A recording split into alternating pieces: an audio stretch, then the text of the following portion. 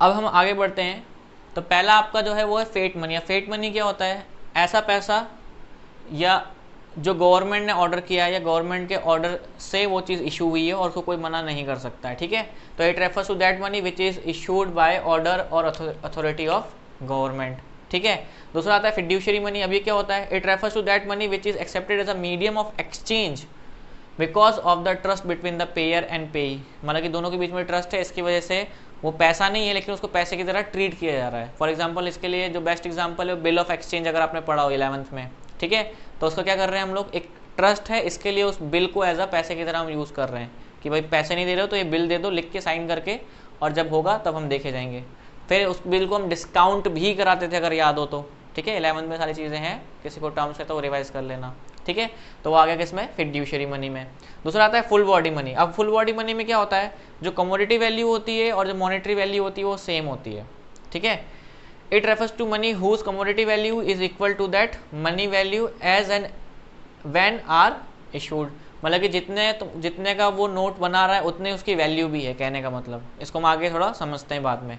पहले बात करते हैं क्रेडिट मनी की। क्रेडिट मनी क्या है? It refers to that money which money value is more than commodity value. मतलब कि जो मनी वैल्यू ज़्यादा है और कमोडिटी वैल्यू कम है। अब समझते हैं इन दोनों का डिफरेंस, ठीक है। सारी चीज़ें तो मैं यूट्यूब पे बताने, अभी यहाँ तो वीडियो में तो बताने वाला नहीं हूँ, ठीक है। तो अगर आप चाहो तो इसको भी अब जैसे वीडियो ख़त्म होती है वैसे आप सर्च करना, ठीक है।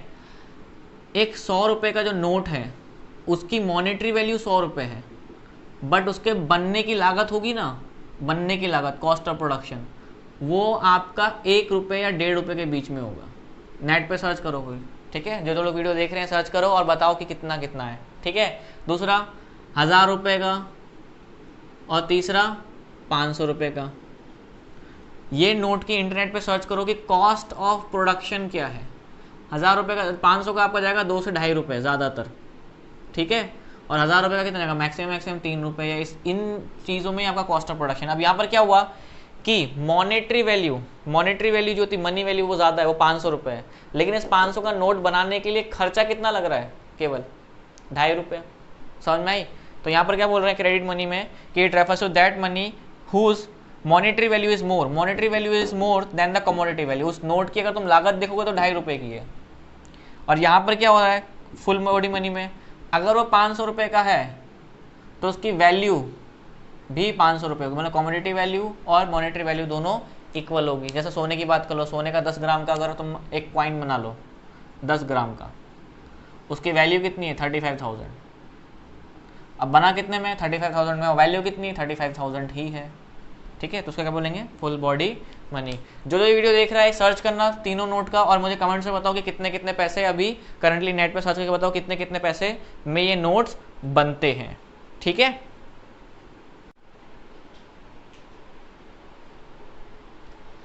अब हम बात करते हैं सप्लाई ऑफ मनी की। अब इसकी डेफिनेशन क्या है?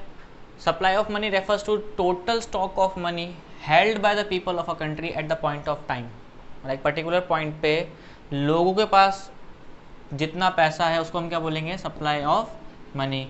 अब वो किसी फॉर्म में हो सकता है, चेक के फॉर्म में हो सकता है, बैंक के फॉर्म में हो सकता है, या कैश के फॉर्म में हो सकता है, ठीक है। तो it refers to total stock of money held by the people of a country at the point of time. उसको हम क्या बोलेंगे? Supply of money. अब इसमें कौन लोग एक्सक्लूड हो जाते हैं? जो पैसे को बनाते हैं, जो पैसे को सप्लाई करते हैं, वो लोग इसमें से निकल जाते हैं। तो वो कौन कौन लोग हैं? सेंट्रल बैंक ऑफ इंडिया जो RBI है, कमर्शियल बैंक एंड गवर्नमेंट, ठीक है। अब पहले हम भी, जब मैं था, मैं भी ये सोचता था, या बहुत सारे लोग अभी जो लोगों को ने इकोनॉमिक्स नहीं पढ़ी होगी वो लोग क्या सोचते होंगे, अरे यार इतने लोग परेशान चल रहे हैं तो गवर्नमेंट पैसा छाप क्यों नहीं देती? धड़ाधड़ पैसा छापे, गरीबी दूर करे, ठीक है।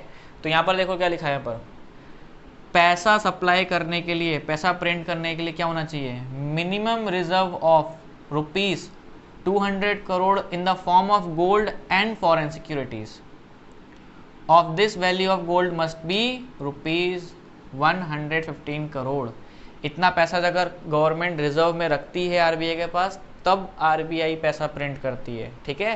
तो अगर आपके कोई दोस्त है जो ऐसा बोले कभी आपको, तो ये इस वीडियो का ये पार्ट दिखा देना कि भाई देख इतना पैसा रिजर्व में रखती है गवर्नमेंट, तब जाके पैसा प्रिंट होता है, ठीक है, या सप्लाई होता है पैसा, या इशू होता है, ठीक है। आई होप इतना क्लियर हो गया होगा। सप्लाई ऑफ मनी क्या है, उसकी डेफिनेशन क्लियर हो गई। अब लोग, खाली लोगों के पास जो पैसा है किसी फॉर्म में हो उसी को काउंट करोगे, इनको काउंट नहीं करोगे। ये लोग क्या है, हु सप्लाई मनी, जो लोग सप्लाई करते हैं ये इसमें आते हैं। ठीक है, आई होप इतना सबको क्लियर हो गया होगा। ठीक है,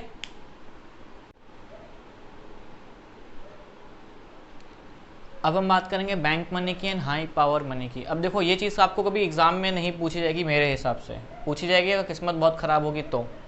ये चीज़ बच्चों को आता है उनके वाइवा में। ठीक है, अगर आपका वाइवा हो रहा है, 12th में हो आप और इकोनॉमी का वाइवा हो रहा है, तो बेसिकली ये वाला क्वेश्चन अगर जो वीडियो देख रहे हैं बच्चे, 60% बच्चों को ये पूछा ही जाता है। ठीक है, ये चीज़ ध्यान रख लेना। और जो वाइवा देख चुके हैं उनको ये चीज़ रियलाइज़ होगी हाँ कि मुझे ये चीज़ पूछी होगी। ठीक है, अगर पूछी है तो वीडियो को लाइक कर देना अगर याद आ गया तो क्वेश्चन। ठीक है, तो जो बच्चे अब आने वाले, हो सकता है वाइवा हो या ना हो, वो तो कोई गारंटी नहीं है फिलहाल अभी के लिए, बट ये चीज़ें पूछी जाती हैं। अब बैंक मनी क्या होता है? Bank money refers to demand deposit of the people with the commercial bank.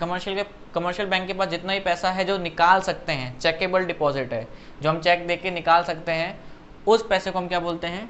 Bank money बोलते हैं। अब मेरी एफडी तो मैं निकाल नहीं सकता ना फिलहाल, कोई प्रोसीजर होगा उसका, या मैंने फिक्स डिपॉजिट रख दिया है तो वो मेरे लिए, ठीक है, तो वो चीज़ उसमें इंक्लूड नहीं होता है। ठीक है, तो bank money refers to demand deposit of the people with the bank.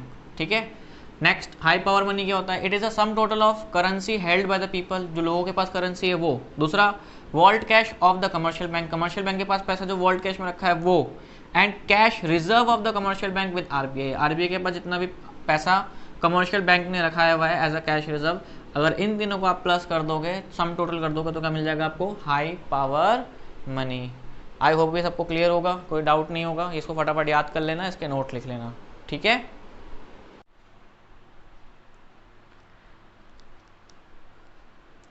अब हम सीखेंगे मेजर ऑफ मनी सप्लाई। अब measure of money supply 4 type के होते हैं। पहला हम सीखेंगे M1। M1 में क्या होता है? C plus DD plus OD। ठीक है, अब C क्या होता है? करेंसी जो लोगों के पॉकेट में या लोगों के पास है, कॉइन्स के फॉर्म में एंड नोट्स के फॉर्म में, वो आपका C में आ गया। DD में क्या है? डिमांड डिपॉजिट, जो आपका पैसा कमर्शियल बैंक के पास जमा है और उसको आप कभी भी निकाल सकते हो, वो क्या हो गया? Demand deposit. और अदर डिपॉजिट का मतलब होता है कुछ फाइनेंशियल इंस्टीट्यूशंस होती हैं जो आरबीआई के पास अपना पैसा रखती हैं। ठीक है, तो वो किधर आ गया? अदर डिपॉजिट्स में। M2 में क्या आ गया? M1 मतलब ये सारी चीजें plus deposit with post office saving account.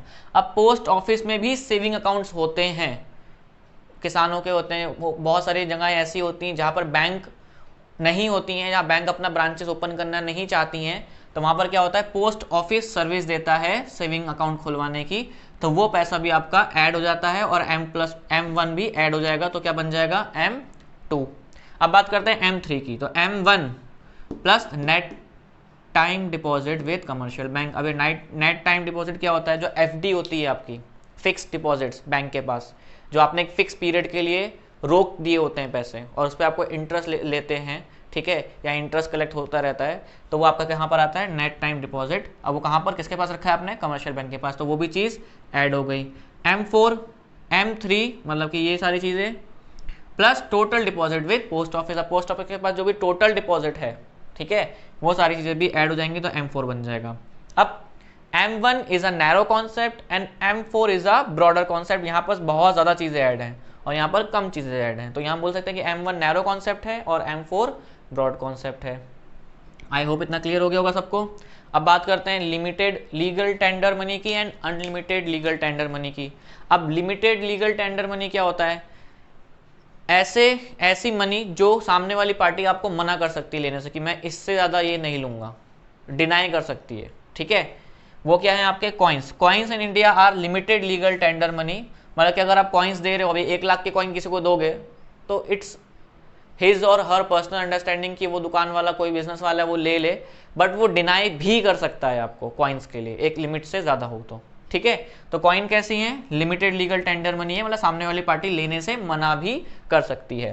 Paper notes in India are unlimited legal tender money, मतलब यहाँ पर क्या बोल रहे हैं कि यहाँ पर आपको कोई पेपर नोट्स के लिए मना नहीं कर सकता कि मैं पैसे नहीं लूंगा करके, आपसे कोई सामान में मतलब कि बेच रहा हूँ लेकिन मैं पैसे नहीं लूंगा, ऐसा करके सामने वाली कोई भी पार्टी आपको मना नहीं कर सकती है।